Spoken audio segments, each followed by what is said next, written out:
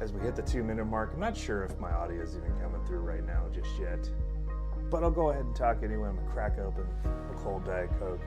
I'm ready to get back into the Sunday live game. Kind of surprised for you guys too.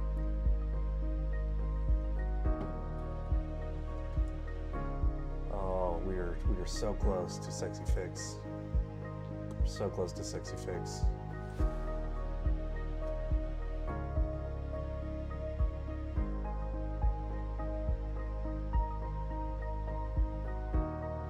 Fantastic. The Panic Studio. I want to go to a Panic Studio. Is that where I can pay money and just smash stuff?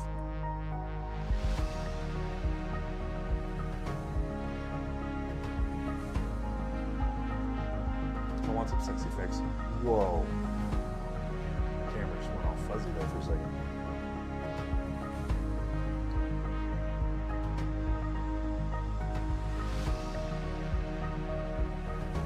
Congratulations to my top 1, 2, and 3 top fans in chat. I love doing these unannounced and just see who shows up.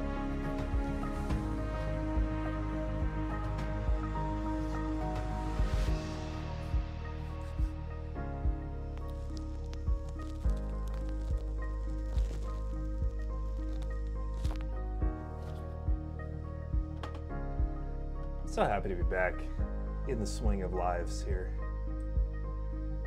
Oh, it's time. All right. See you guys on the other side here. I want to hear the... I'll have some Sexy Fix for you.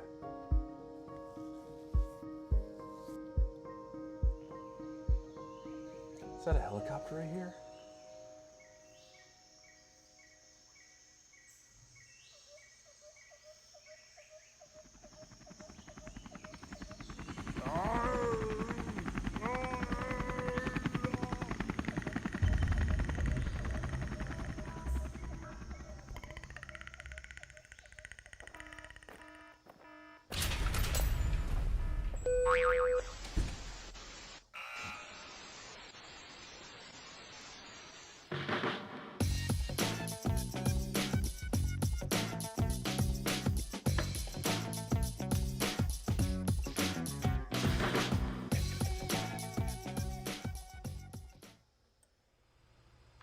Well, what's up, everybody? Back again. It's Sunday. Can you believe it? Logos are floating here and there. Oh, man. Pinball Studio, thank you so much for everything you've done for the intro videos. I swear we're going to get... I'm going to find that new one that you sent me, and we'll get that going here soon. Man, look at this beefy guy up here in the corner. Remember that dude? Remember that dude? Boom! Clean shaven. Well, at least as clean as I can get. As clean as I can get. It's the winter time, and so one of two things happens. Either I need to wear my beanie, my toque, my toboggan, whatever you call it, all the time because the hair sucks and it's cold, or we gotta shave it. Shaving it for the winter. But it lets me tilt my hat to the side like a true Jersey Jack gangbanger. I can't wait for Sonic. I think Sonic's coming next. I keep hearing confirmation. I got the first gameplay impression reveal. Somebody saw the game and communicated to me some aspects, which is exciting. And so when it comes to, do I want to put the money on Dune? I think, if anything, the money's going to be set aside for Sonic. Do I want to put money aside for Pokemon? Perhaps. Still don't know if it's Pokemon. Could be Transformers. Could be whatever. We'll have to wait and see. But if the new Stern release, this should be coming any week. Like any day now. It's the 4th of January. Audio okay? Give me an audio check. Sometimes there's issues. But if the game comes and it doesn't just knock socks, man. If this is 2 ramps and a bash toy, a little physical ball lock on the premium, and you get a toy instead of a plastic, I'm okay waiting on it because Sonic. I heard it's really fast. I heard it has elements of another Steve Ritchie game.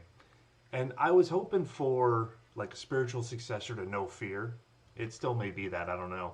But I wanted to see the launching wire form that was in Star Trek The Next Generation. I wanted the fast gameplay. of the Star Trek Stern game.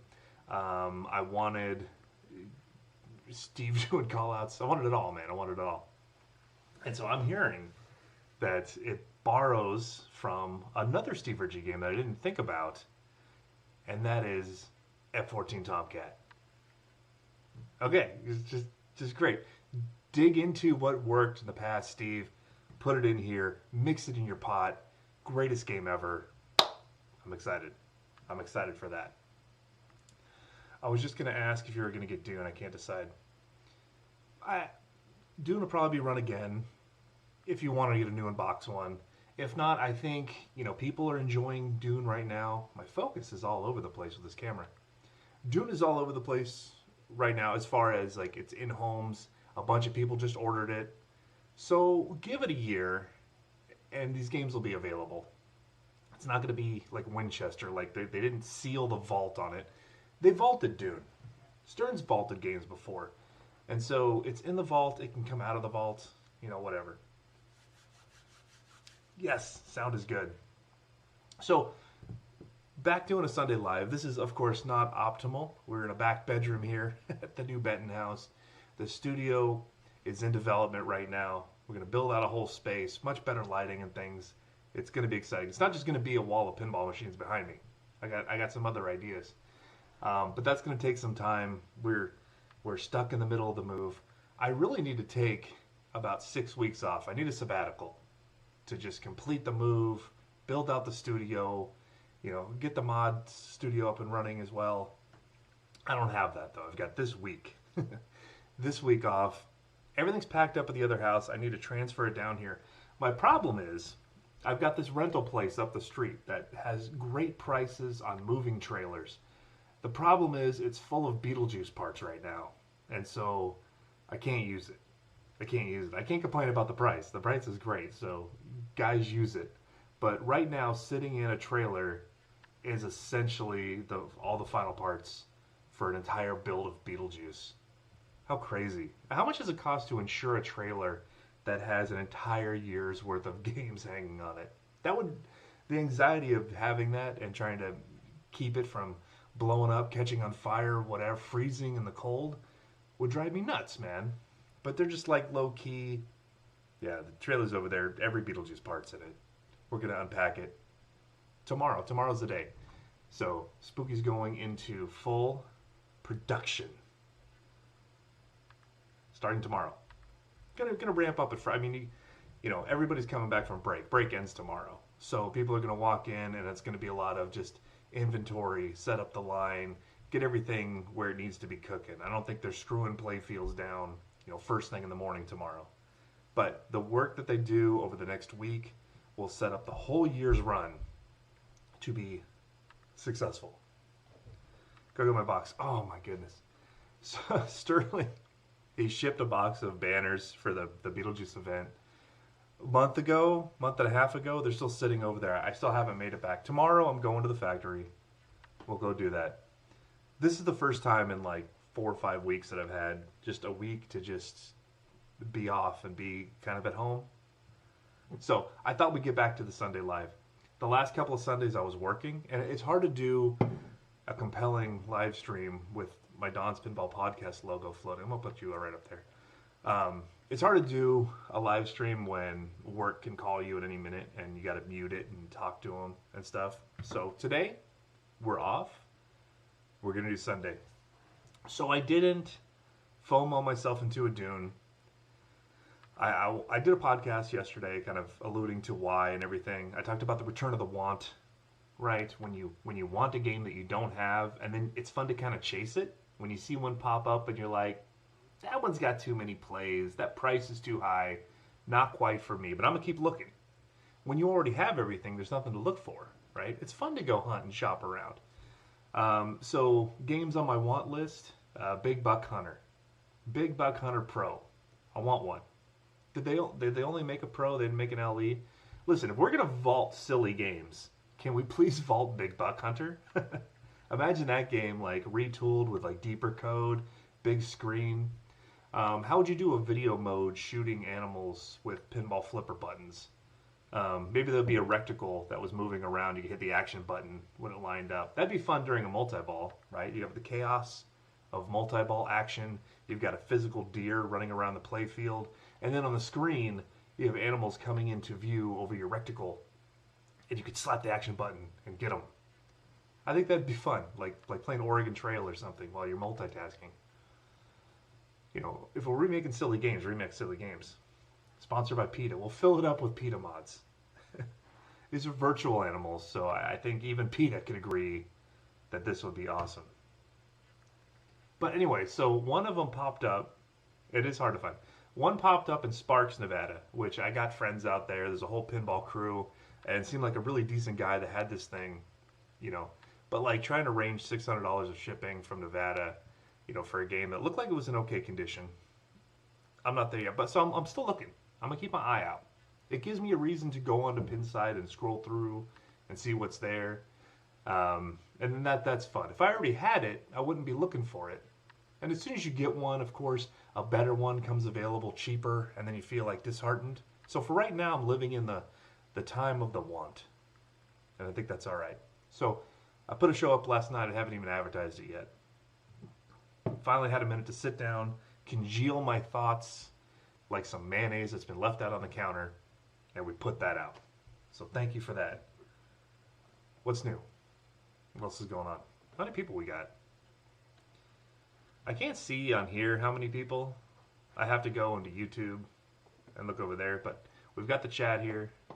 We've got the pinball studio here, hard at work on amazing products for the future and projects. Trying to get myself involved in as much as I can. What's up, Jorge? So, Jorge, one of my Sparks buddies, he knew the dude that had the Big Buck Hunter Pro, and I was tempted. But the timing right now is not quite correct for even more pinball madness. I got 15 games in the house. I'm enjoying them. I don't have enough time to even play them all. So I didn't buy Dune. I may get a used Dune down the road. I think Dune would be a fun game to have at home with the full code, just to get to play through it for a while. But I don't need it right now. If I had Dune right now sitting downstairs, I honestly don't know when I'd have time to unbox it.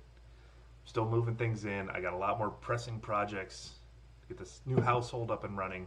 So even if I had it right now, even if I ordered it and they were like, Don, we're going to overnight ship it, Amazon Prime, I don't know when I'd have time to set up and play it. I've got to go back out to the other house, load up a trailer on tomorrow, the next day, get that out here, and then we're back into work mode. I'm celebrating, though. I'm celebrating the countdown to Pinball at the Beach. Pinball at the Beach is happening the weekend of the 6th, 7th, 8th of February. I have my final week of work at my previous job starting on Wednesday. And then I'm going out back to Maine for my third stretch out there. And then I'm off until Pinball at the Beach. And when I get to Pinball at the Beach, I'll be down to one job. That's it. And so I'm excited. I want the next Barrels game if it's a good theme. Me too, man. It was so funny watching the Canada Awards. I caught them during the last hour, which sounds like was the best hour when the alcohol was really hitting. And you know, yeah, he you may not agree with all of his picks, but like his top three for each category were fantastic. And the fact that yes, Stern wasn't mentioned as a winner of anything. But take it back 4 years ago, when we had 2 Stern releases per year, and Rush was one of those releases. That year, whatever year that was, I want to say 2022, Rush won the Twippy for Game of the Year. Now imagine that. Game of the Year this year was between Harry Potter and Evil Dead. And I don't think you could go wrong. I think you could find near splits where half the people would agree with Harry Potter being the best, half the people would agree with Evil Dead being the best, because of how phenomenal they are. But can we please agree that Evil Dead and Harry Potter are both better than Rush by orders of magnitude? And I enjoy Rush. I like the band. I like the game. I think it's fun. But it ain't no Harry Potter. It ain't no Evil Dead. It ain't It ain't no Merlin's Arcade. I mean, the games we had this year are so much better than where we were just a couple of years ago. Flip my Wizard Potter to make some profit, and I upgrade to a CE Jorge. That's amazing. That's amazing. Am I ever getting it back? You mean Harry Potter, Evil Dead, or what? I'm lost. I don't think Harry Potter deserves best art after the AI nonsense. So, yeah, and probably what he meant by best art, I gotta lock this focus. Probably what he meant by best art was the Mina Lima cabinet. And he made a good point where he said it would have been nice if the CE had art based on that as well. You know, and if the topper tied into would be great. But I think, you know, I think art he gave it to Evil Dead, or he did a split between Evil Dead and Harry Potter. Without the AI nonsense, I think it may have edged out, especially because you got the artist from the books and everything. Playfield is part of the art package, yeah. Getting a Potter back. I think I can whenever I want to. So it'll just be a matter of when the timing is. I think I want a wizard. I had the CE, sold the CE exactly for what I paid. That was great. I got in and I got out. I think the game is fun. What my problem was, I ended up playing the game the same way every time. Where I would, you know, first off get a Quidditch position, start qualifying the locks for the Harry stuff with the, you know, the Triwizard multi-ball, and then it was all about just if during this game I could beat two of the Death Eaters and get to the Death Eater multi-ball. I tried to do every multi-ball in one game. You know, the Quidditch Cup one, the Triwizard tournament, the Tour of Hogwarts is the easiest one. But then every game came down to basically, was I able to beat two Death Eaters or not?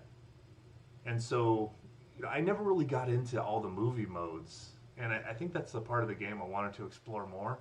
But the movie modes would just kind of be stacked and going on in the background, and every game I was either, you know, trying to get to the Quidditch Cup or trying to do the Death Eaters, and if I didn't get two Death Eaters, I felt like disappointed. And then I would tilt twice, or and then, you know, get two double dangers, and I'm screwed for the whole game. So there was some, you know, there was some gameplay issues. As Now this is nitpicking home ownership, playing this game 400 times. On a location, that this game is phenomenal. You can just put the ball anywhere and have a great time.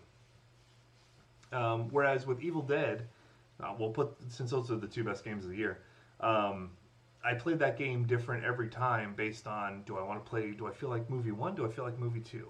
The modes were assigned randomly. They all played differently.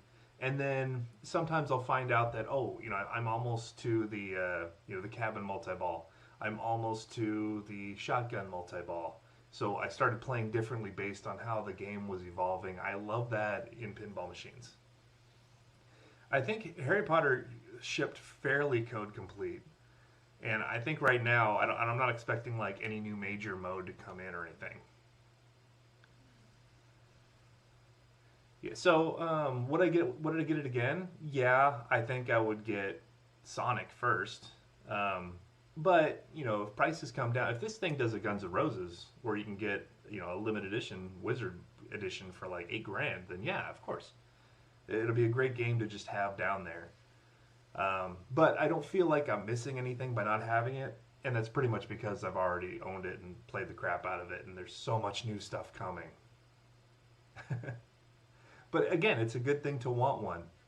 Right now, people are still waiting. They can't build them fast enough. So right now is not the time to buy one. You know, unless you were able to flip your wizard and then go ahead and get yourself a CE. Yeah, why not?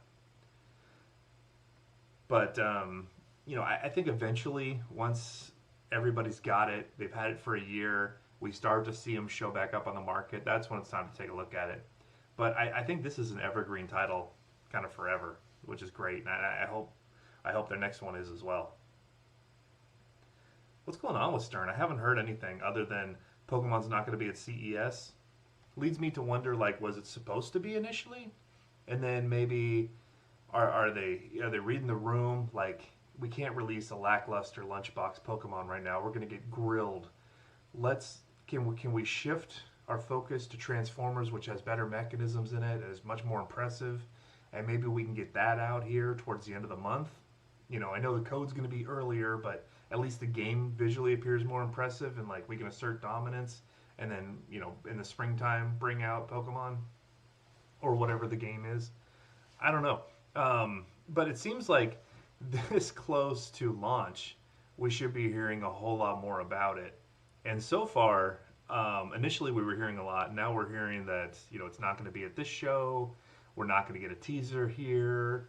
People are saying the game's not impressive. Like everything's walking back. So I wonder if Stern's looking at this like trying to feel out when the best time to launch this thing is. Maybe they want to launch in concert with a home edition. Maybe January's not the time to launch a new home edition. All speculative. So nothing's solid. And typically by now, like enough things have leaked, distributors are getting antsy, they want to take orders and deposits. So we start hearing like impending, like it's coming. Okay, the baby's coming, right? the factory's dilated. the cabinet head is coming out, but I'm not really hearing it now. So I did a show last night. I was able to play Walking Dead Remastered, and I like it. I don't think it's a contender for Game of the Year. I don't think it's a contender for Art of the Year. I think it's a fun game, and I kind of want one of those. I'm hoping Walking Dead falls off a cliff price-wise, and I can go scoop up an LE for $8,700 just like X-Men. The problem is a lot of people bought X-Men, and so there's just a lot of them out there. Foo Fighters kind of situation. I don't think a lot of people bought Walking Dead, so I don't know that a lot of them are going to be out there. And I think we're going to hear, once these games are delivered and people have them for a while, I think we're going to hear The Walking Dead is doing good on location. Because it's not a game that everybody rushed out to buy and has it in the house. Like me, I don't have one. And up until Walking Dead, I got everything Stern made. So I went out to the Kickback Bar in Madison, and I went out and played it there. Me and my wife went out there. We had a great time. I got to play it. So I gave some money to the location operator. We played both games they had. They had two LEs. And so I think to that location that owns these two games, or whoever owns the other one, I think they're saying, yeah, this game's earning really well initially. We'll probably make a couple $1,000s in a month or two. Perfect. So they're happy with it. I'm happy that I can use that money that I would have had allocated it for something else.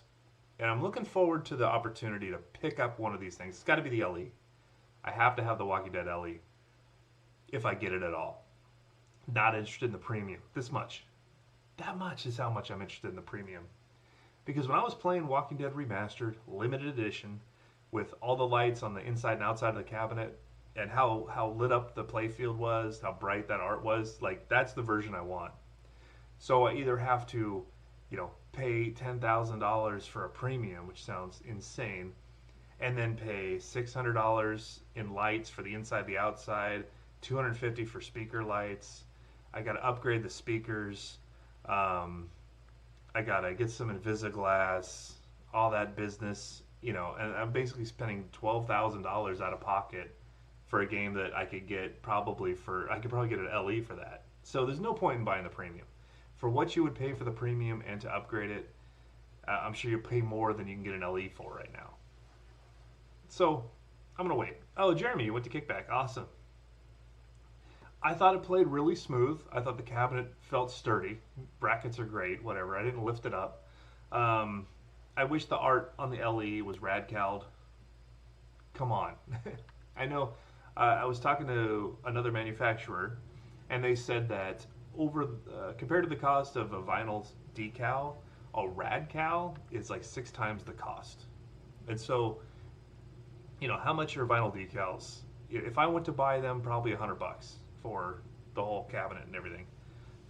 If I had to have an artist design them, I'd probably be paying $400, with the cost and then the printing. So $600, but you're doing it at scale. It's got to be $500 or less to get rad cals for each. It's got to be less if you're ordering 1,000 of them at a time. I just wish they'd do it, or at least like the foil, man. the foil, make it different, make it really stand out. I want to see foil in the teeth of the zombies on the side of the cabinet. The weapons there, I want them glistening. Let me get that. But I think the game plays well. And the buttons that they replaced, the star rollovers, initially when I heard that, I was like, I want star rollovers. Such a cool throwback. I'm glad they're in the game. Now they have these little buttons, and the buttons have like LEDs underneath them that flash. They're kind of cool. I don't mind them now. Like, at first, I thought it was a big downgrade not having that cool star rollover post, but I think these buttons are fine. So, if you initially dismiss the game, go find one on location, go play it. I think it played well. I don't know who's buying a premium, because you can get the LE for that cost right now. So, something's going to have to happen where we need to find out like what this material is called, a place to get foil decals made. We need to get a hold of the art and just print them ourselves and upgrade the cabinets. I love my friends. They text me the most inappropriate stuff all the time. It's awesome. I'm going to text them. I'm live right now on the YouTube. Let's see if we can get an industry insider on this. Sterling, I gotta send you this picture I just got sent. Walking Dead Elite, it was fun. It's not worth the money right now, so I'm gonna wait. And in a year, 2 years, I wouldn't mind picking one up just to play it. There's no hype for Pokemon. There's more hype for Sonic right now. That's like the game. Beetlejuice came and sold. Winchester came and sold. So if you're looking forward to like what the next big thing to get excited about, I think Jersey Jack, I think they own it right now. Spooky's going to come back at the end of the year. I think Barrels is going to snipe and try to get right in there. There's going to be like a week before Fallout comes out. I think Barrels is going to be like, here, love the never-ending story and buy it right now. I think the next Barrels game depends on, like timing-wise, will depend on how quickly they're making the Winchesters. They have 525 to make. They're starting now. I think game number 8 went out. I have to check with David and see kind of where they're at. But it sounds like they're going to be robustly building dunes to try to get them done by February. And I wonder if they're doing like a true parallel development, or if instead of making 40 games a month, they're doing 20 of each. Sonic is game-based, which is the correct thing to do. I thought the films were fun for what they were, but like, I need the video game music, I need the video game assets, I need the pixel art. Pokemon will do good on location, all of us who have kids will want it. Okay, if Pokemon has robust, interesting gameplay, I'm talking about leveling characters, unlocking characters, it is a role-playing game. It's just you're leveling your characters instead of yourself. But if I can level characters, if I can unlock characters, if I can unlock abilities that, blossom into solid gameplay, and if the layout is interesting and has 2 or 3 cool mechanisms, some fun wireforms, and some really interesting upgrades on the premium LE version, I will be interested. I'll be interested. But if it's John Wick, if it's 2 ramps and a bash toy, one pop bumper, a physical ball lock that's kind of, yeah, it's there, but I don't know. I don't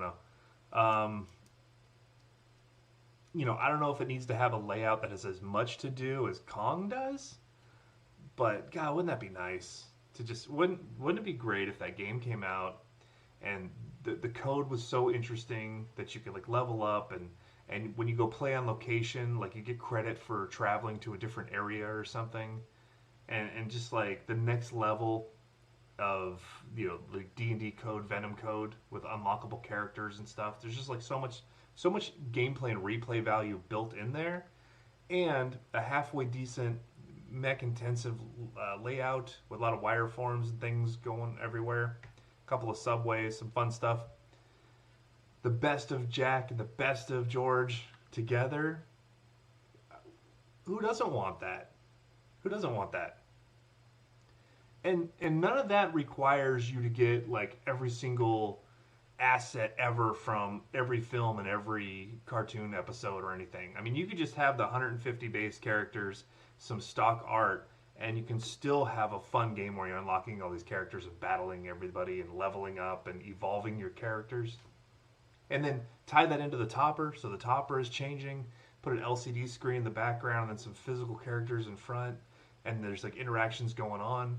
I think there's a lot you could do with that, even if all you got was the characters and a couple of seasons of the show, and like that's it. The layout should be great.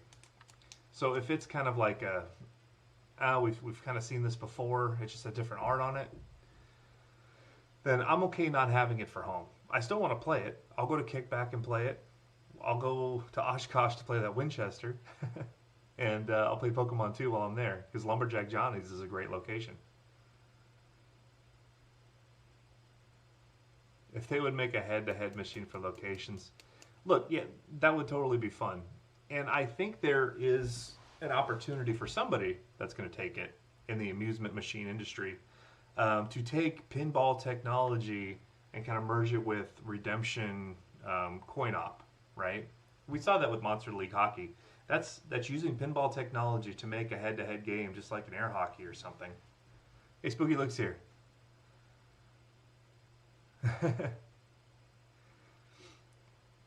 Still got the orange hate AI deer photo. Yeah. I didn't have time to make like a ton. I made a thumbnail. You know, you want me to change it? Luke, text me a picture. I'll put that one up there. Oh, you know what? Who I haven't seen in a while is Sexy Fix. So, so imagine this. Well, Fix Dance is over here. Imagine, you know, a pinball-sized amusement device with like 20 pop-uppers in it and slings up and down the side, and a kid can come swipe their card, and they get 10 balls, and they can just plunge 10 balls in this thing, and they just bounce around, just chaos happens, and occasionally they fall into gobble holes that award tickets, and you can use pinball technology in a way where it's swipe, release your 10 balls, they all kind of carry them and go everywhere, and then some tickets spit out at the end, and then the kid can swipe again and play again. And as you're playing, there can be like a basket of balls above the play field, and every now and then more balls are added to it, and then when you hit a jackpot randomly, this whole bucket of like 20 balls will dump onto the play field, and just chaos is going to happen. That's like a bonus mode or something. No flippers, just a plunger. Just plunge the balls, you know, strategically, I guess. Just like a coin pusher or something would be, but do it with pinball. You know, pop bumpers seem to be a pretty robust mech in a game. Like, you know, your game's not down because your pop bumper failed, right? It's down because a mechanism is acting up. A ball guide came unhinged. A plastic from the game fell into the outlane. You know, but like pop bumpers are pretty sturdy. And maybe you'd only need 12 pop bumpers, you know, just down the game. And then, you know, your ball can come down. It can be like Plinko at the bottom, you know, where if it drains down the middle, it's no points. Off to the side, you get 100. Maybe you can get extra balls. Maybe it's a timed thing. But essentially, like a pinball-sized pachinko-ish machine. But you're not sitting there with 10,000 balls putting them through this thing and chain smoking like you're in Tokyo. You know, I'm talking about something that's fun. You know, grab a theme that, you know, kids would resonate and put it next to, you know, that game where you have the water gun and you're pushing the ball through the play field, or, you know, the sit-down Nerf game, or the piano playing game, or the hit the button to make the ball drop game and try to win something. Kids would go through hundreds of dollars in 10 minutes at a Redemption arcade. And so if you've got a pinball factory and pinball know-how and an expense account at Pinball Life, you know, and you're already making these negotiations with licensors, maybe come out with a parallel project to your theme integrated pinball machine that can also go into some of these places. Because you go to a Dave & Buster's, you go to Great Wolf Lodge, you go to Kalahari, big indoor arcades, there's no pinball at all. So this is a way that you can then take a pinball redemption amusement device and bring it in. And, you know, some of these games are still, you know, 10, 15, $20,000 that you see on these locations. So, you know, if you're already making pinball machines, you want another product, another SKU, another stock keeping unit, and it wouldn't cannibalize your sales to your normal audience, which is pinball locations, pin bars, and pinball collectors. This would go to places that aren't buying pinball machines. Get your foot in the door. Hey, we got a new product. Look at this. It's got the Pokemon license, and it's high energy, impact. Each game lasts 45 seconds, and the kids can just sit there and swipe and swipe and swipe, and just eat up their parents' credit cards, and you'll get your points electronically given to you. Seems like it would work, you know, to me, right? So should a company, like take American Pinball here? No, their theme choices were a little suspect. But you know, they had the Hot Wheels license. They made Hot Wheels pinball machines. Why not a Hot Wheels alley roller? You know, they're making this the Whirl-a-Ball or whatever, which didn't seem that interactive. It didn't seem that interesting. It was pretty bare bones. It was huge. Huge. It would take up the space of like 2 alley rollers typically. And I get that it's a throwback design, but what if they just made a Hot Wheels alley roller and had it compete with Ice Ball or something? And then the kids can play, you know, Hot Wheels and try to get loop-de-loops or something. Like imagine that, like if you hugged the rail, or if you shot right up the middle with your skee ball, you'd hit that loop and get like bonus points, and that's how you get that huge, you know, progressive bonus.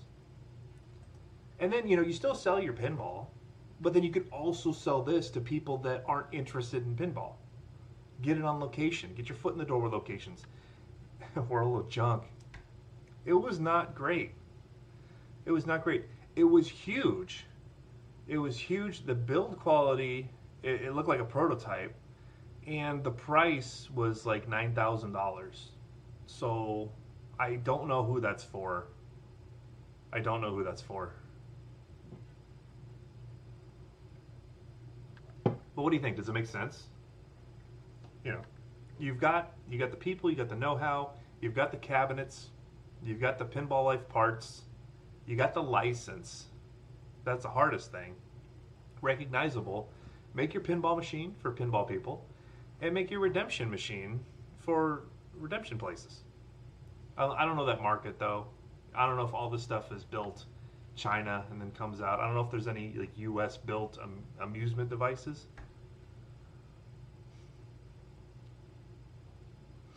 So we saw that Simpsons token game, you know, where you would just like roll your tokens, and it had a little bit of a play field canted the wrong direction. It doesn't have to be pinball necessarily, but you have cabinets, you have a license, you have themed know-how, you've got coders, you have lights, you have the know-how to make something fun. I'm not saying make an Evil Dead coin pusher, but I'm not saying not. Look, there's a one of those marble drop redemption playing machines with the Rick and Morty theme. There's one over at Interium. I've seen them at IAPA. They have Minecraft versions of them now. They're super fun, and I think maintenance-wise, it's a heck of a lot easier to take care of like a coin or marble pusher than it is a pinball machine. Places are already used to this sort of thing. You've got that footprint. Just a thought that I had. And I haven't had anybody tell me a good reason not to do it. And it may well exist. You know, but, you know, for like a company like Spooky, obviously that would take resources away from making pinball machines. And it seems like the business is doing fine and doesn't need that extra headache. Just something I think of, you know. And again, machines like that, I don't know that they're made in the U.S. either. You know, so you'd be competing with, you know, stuff coming from overseas where they could probably build them a lot cheaper even with tariffs. What's the newest, fastest, tallest coaster? Well, it's Eagle's Flight at Six Flags Qiddiya City in Saudi Arabia. It's got a 500-foot camelback hill, which easily takes the top. Currently, the tallest roller coaster is 420 feet, so 500 just puts it up and over. It's launched. It looks super fun. There's POVs on YouTube. Just type in POV Eagles Flight, and check it out. It's a wild coaster, and it's on my radar. And I would like to go and take a little trip, maybe in May. I've never been to the Middle East, so you know, barring any invasions, I think I'd like to go over there and go ride it. The whole park looks kind of cool too. And I think it would be easy enough to just pop in, go check out the park, hit up a Pizza Hut, and then continue on my way. Anybody want to go?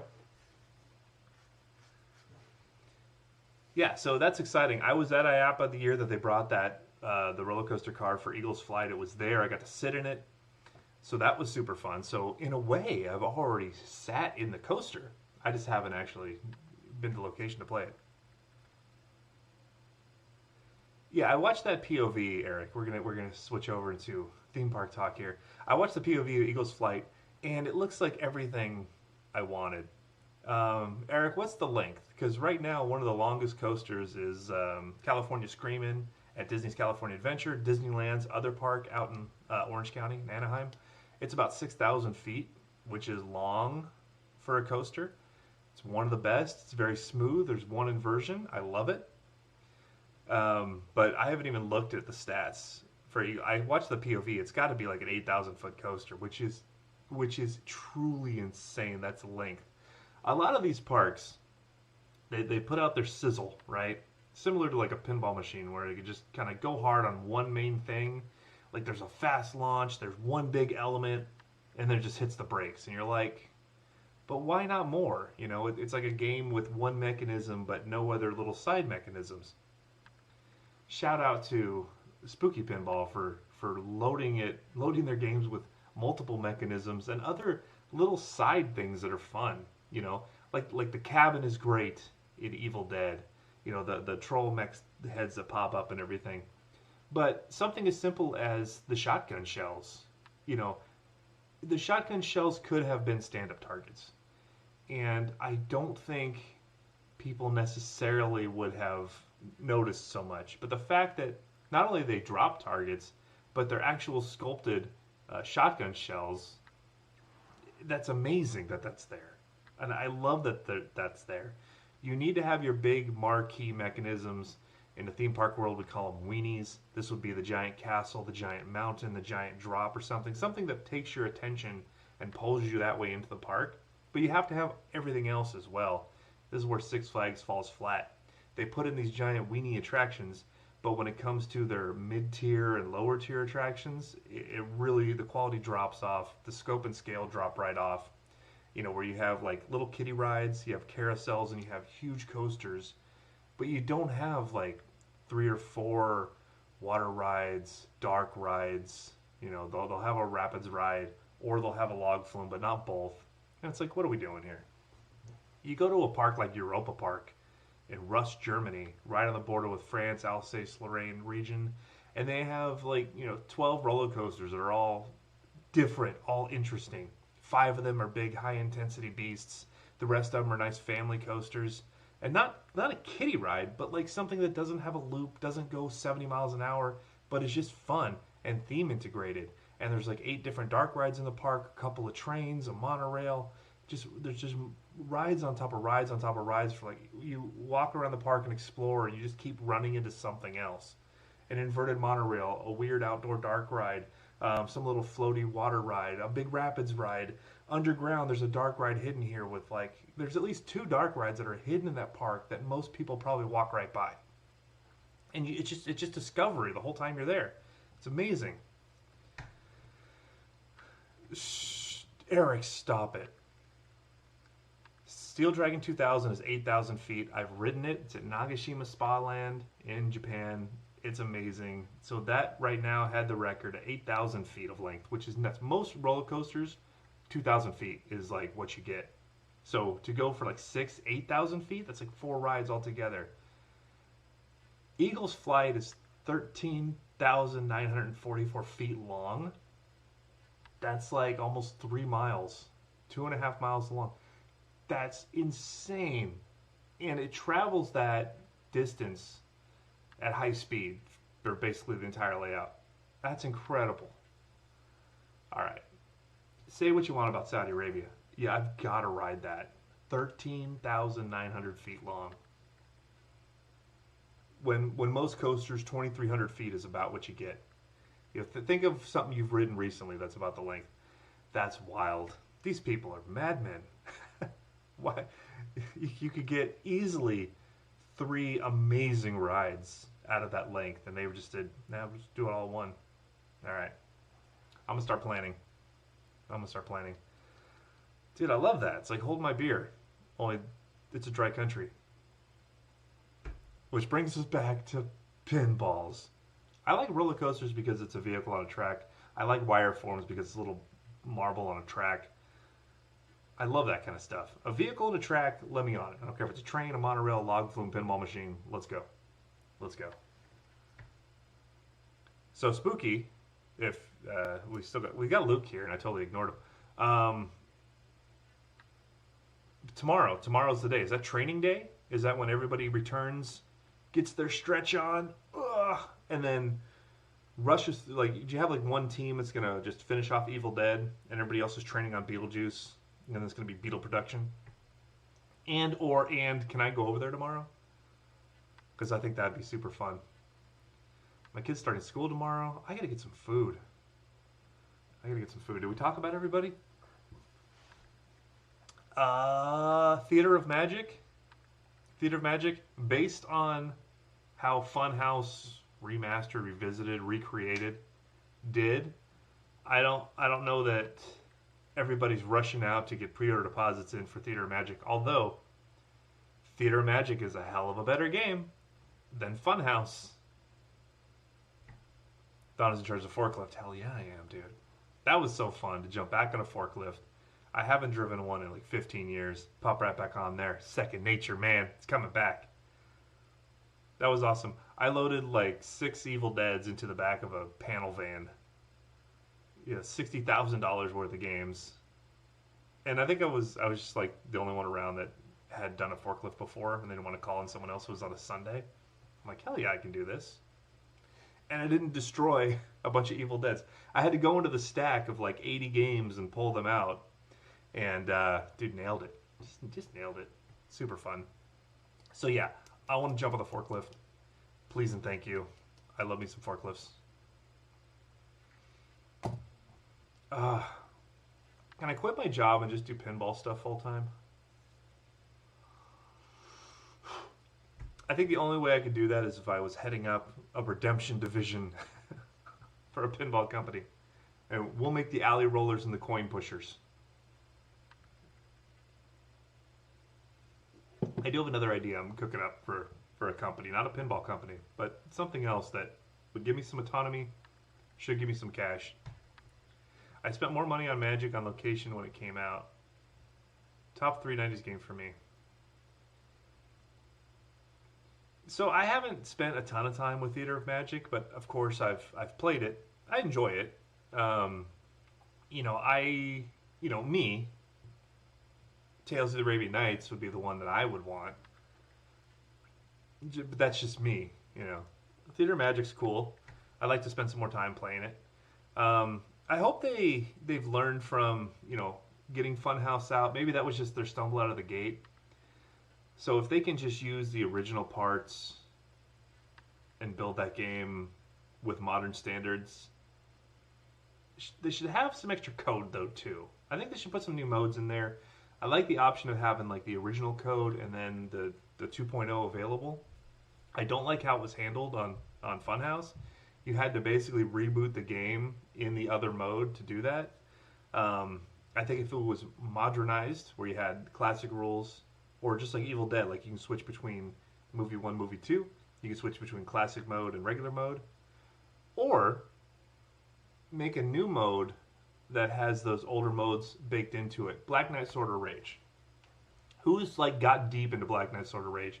You spell the night letters, and then you go into like this throwback 80s mode where all the sounds change, and you get a multi-ball, and it's a limited time experience where you're playing Black Knight with the original Black Knight pinball machine sounds. It's incredible, man. And then there's challenge modes. When you start the game, you hold the action button, you can pick to play like Black Knight or Black Knight 2000 in Black Knight Sword of Rage. The Black Knight Sword of Rage Pro is packed with some gameplay, man. Don't sleep on that game. Now that I have mine, I sold my heavily used one. I bought a gentler used one, and it's just phenomenal now. Oh, what a great game! Packed with gameplay. It's in demand enough that they're a little hard to find, though they did make a recent run of them. So you can get yourself a newer built Black Knight Sword of Rage, loaded with gameplay, for about $5,000. That's the pro to get, man. That's the pro to get. And then we'll see what happens with Pokemon. We'll see what happens with Pokemon. Trigger Pinball is also in the news for not much right now. I can't wait to see what their follow-up to Merlin's Arcade is. I saw Merlin's Arcade pop up secondary market for like $500 off. Why the hell is Spooky giving Kaneda 5 machines? I'm boycotting Spooky as a result. I will never play another Spooky.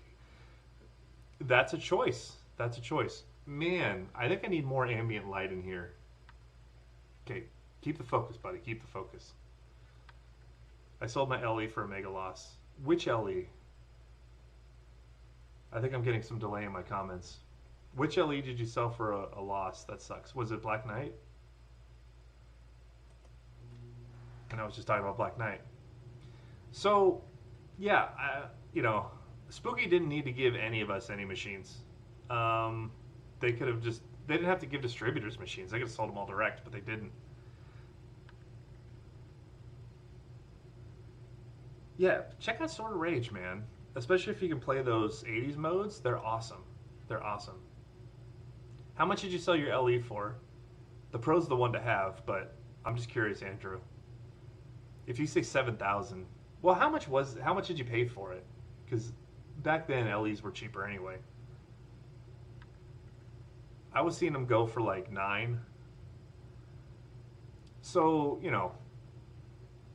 they let Kaneda sell 5 machines. Well, they gave him 5 machines to distribute. They didn't sell them to him for dealer price or anything, I don't think. So, 5 out of 1,000 or 1080 or whatever it is. I don't know if that's a reason to boycott Spooky. I mean, name a podcaster that's got a bigger audience. You gotta play business with these people too. I had my problems with Kaneda because of personal insults. I didn't have a business relationship with him, so it was easy for me to just cut him off.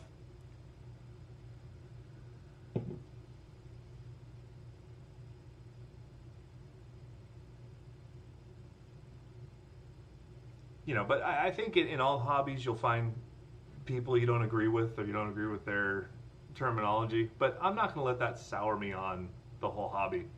There's definitely people in powered paragliding, one person in particular, just completely toxic, the worst type of person, and not one bit did that make me dislike the hobby anymore.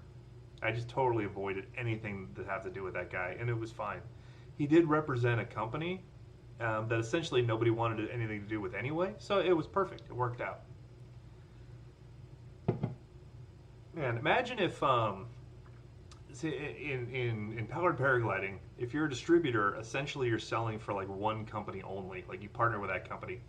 It's not like pinball where you can be a distributor and you sell every machine, right? So imagine that, like if you had just Stern dealers and just Spooky dealers, and just Barrels dealers, and just Jersey Jack dealers, and the kind of crosstalk, because powered paragliding, you wear a motor on your back with a propeller on it, and a parachute, and you go run around, fly around your neighborhood. It's super fun, and there's like, I don't know, 6 or 8 main companies that build equipment, as far as like the motor part of it, and so a dealer will essentially partner with one of those 6 companies. And then what you get is like the dealer will talk about how his company that he represents is the best one, and everybody else is the death trap. It's garbage. And I'm glad we don't see that in pinball. Because imagine if you were a Jersey Jack dealer and you had to go around and say that like Stern is just complete garbage, Spooky's crap, JJP is the only way forward, and you're a complete imbecile if you're not buying these games. And then you got a Stern person over there, just the exact opposite. I like that while distributors are all different and sometimes arguments come up, they're really supporting all pinball because they represent all pinball. Paid 9,000 in March 2019 for Black Knight Sorter Rage LE. Reasonable. I think it sold for 7 also in 2019. I think if you hung on to that about a year and a half ago, you could have got 10 or 11 because there just weren't that many out there available. And that was a game that I kept putting it out there in the podcast, like, please remake this game. There's a huge market for it. People want it. It's unavailable. And then they did another run of it, and maybe that had nothing to do with me, but I was reading the market, and probably so were they. And I think you could have done the same thing with Munsters, because I was having a hard time finding a Munsters for the longest time. They're popping up again now, but for a while there, I think they could have just brought it back out. So you lost $2,000, but you had the game for 5 months, 4 months. Did you just not like it? I would have kept it a little longer. 4 months is pretty short for a game. I've had games shorter, but extenuating circumstances. That's not too bad. That's not like a $13,000 X-Men going for $7,800. Or Godfather. That's the scary part about, like, when a game is released and you kind of want it, but of course you haven't played it or haven't played it a ton, and then you get it, and is it going to be something that's going to be lauded as things go forward, or is something's going to fall flat like Godfather? Like, how do you know? Because Godfather looked great. Love the art, the gold wire forms, just great. Gameplay wise, didn't do a lot for me. The theme didn't connect with me personally, but the aesthetics of that machine were great. The topper was great, but yikes, dude. I still go back and forth on, do I want a Godfather or not, just because of how cool it looks. Gold lions? Come on. The gold lions are great. And if I can get one for 7, there's other things out there, There's other things out there, but yeah. That's fun. Guys, it's time for some lunch. Tomorrow is Monday, January 5th. It's the era of Beetlejuice here in Benton. Begins tomorrow. Unloading the trailer, birthing 1,000 games into the world. There are 2 Beetlejuices right now that exist. The one that we all played, which was the one from the trailers, that's like the finished one. And then there's another one that's torn to crap that is being used for code updates and things, and figuring stuff out. So it's been put together and taken apart so many times that it's just wrecked. There's only 2. So when the first 2 Beetlejuices get boxed up, that's going to double the amount of Beetlejuices in the world. Oh, the Packers are on? Oh, yeah, let's go watch some football. But it's going to be exciting. In the next few months, there's going to be so many more Beetlejuices than exist right now. People will get to play it. And I'm fortunate that I got to be at the event that I hosted, where we had people that played it as well. So I know people enjoyed it.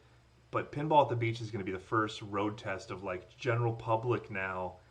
Get some time on this game, and what's the feedback? The feedback from Evil Dead was incredible. That going into TPF the next month, the fervor had hit a fever pitch, and it just sold out immediately. I watched it happen. Now, Beetlejuices are already sold out, but, like, are we going to elevate that hype even more? Are we going to see a $10,000 increase in the price? Is somebody going to pay $20,000 for somebody's Beetlejuice spot? I think it might happen. I think it might happen. I don't think the game's going to be $20,000 for years and years and years, but if you want one, especially if you have one and there's a collector that wants it, I think you might see that deal happen. What a time to be in pinball, guys. Fix, take us out. Captain, you didn't miss nothing. This is going right up on YouTube. Jump back in there. Have some fun with it. Typically, I try to go live earlier in the mornings, but yeah, things are topsy-turvy right now as we're making this whole transition. But I had a free Sunday, and I wanted to make it work. Here in the dark room with my buddy, Sexy Fix. Look at him go, man. What a guy. What's Fix doing? Is he buying a Pokemon? Did Pokemon try to catch this guy? All right, guys, be good. We'll talk later. I'm gonna go get some damn food. I got hungry family. They're beating down my door, so we're gonna make it happen. All right, guys, be good. Talk to you later.